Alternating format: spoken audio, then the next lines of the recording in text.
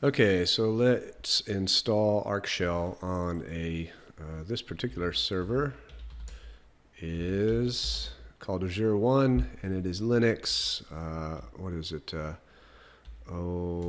Uname minus L.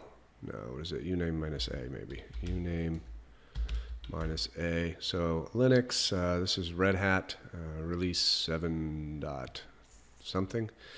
It's an Azure image, and I have the tar file staged already, so we're going to go ahead and make a directory called app. I'm in my home directory. I'm going to move that file to the app directory. I always put a slash after a directory name to make sure that I don't move the file to a file called app if the app directory didn't exist or I was in the wrong directory. Something you want to look out for. So cd to app and gunzip and tar minus xf, and we're going to move this to, just call it ArcShell, cd to ArcShell, and then we're going to run the ArcShell setup program. And that's all you need to do to install ArcShell. You want to make sure you're in a bash or corn shell at the time that you're running this. It only works in those two shells.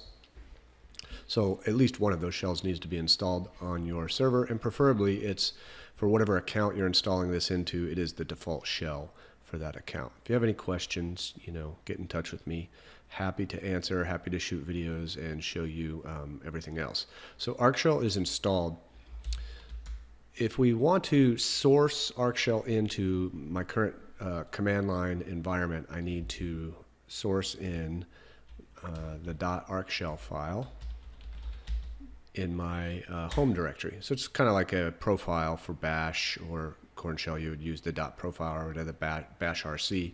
This is the file that gets ArcShell sourced into your environment.